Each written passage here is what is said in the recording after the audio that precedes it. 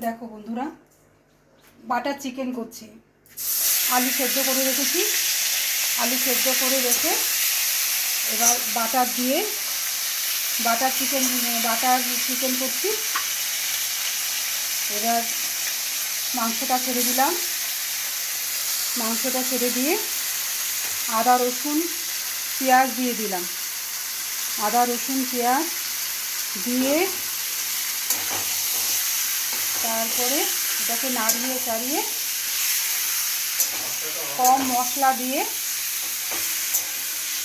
একদমই হেলদি খাবার,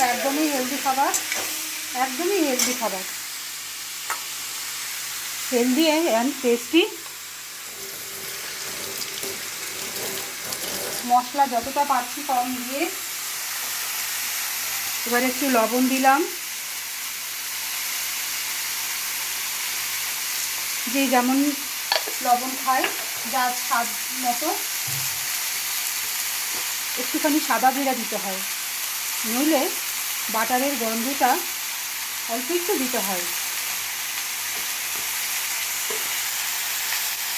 কাঁচা লঙ্কা দিলে ভালো হয়, কিন্তু কাঁচা লঙ্কা আমার কাছে নেই, তাই সামান্য একটুখানি শুকনো লঙ্কা দিলাম। সামান্য একটুখানি শুকনো লঙ্কা দিয়ে কষিয়ে সুন্দর করে কষাতে যখন জল ছেড়ে আসবে তখন সবে দিলাম মাংসটা সেদ্ধ হলে তারপরে ঢাকা দিয়ে দিলাম কিছুক্ষণ থাকুক। আচ্ছা, আমি 10 মিনিট পরে ফিরে আসলাম। 10 মিনিট পরে চিকেনটা সেদ্ধ হয়ে গেল। চিকেনটা সেদ্ধ হয়ে যাওয়ার পরে বেশ অনেকটাই কষানো হয়ে গেছে, সেদ্ধ হয়ে গেছে ভালোভাবে। এবার আমি দেব বাটার। এবার কিছুটা বাটার দেব। বাটার দেওয়ার পরে যার জন্য বাটার আর আলু দিয়ে এটাকে নাড়িয়ে চাড়িয়ে সামান্য একটু জল দিতে হবে, বেশি গাঢ় হয়ে গেছে। সামান্য একটু জল দিয়ে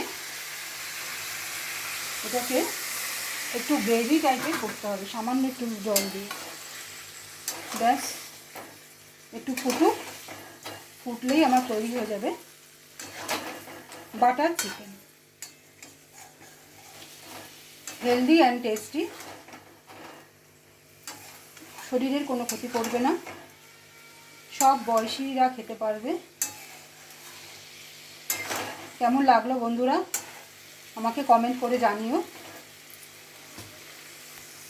আমার এই বাটার চিকেনের রেসিপিটা যদি ভালো লাগে একটি লাইক, কমেন্ট, শেয়ার অবশ্যই করে দেবে।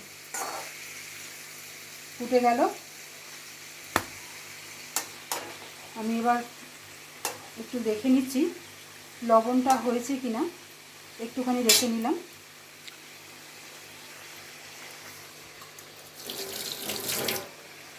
ঠিক আছে, লবণটা ঠিক আছে। আমার বাটার চিকেন রেডি। তোমরা কে কে খাবে চলে এসো বন্ধুরা। রাখলাম।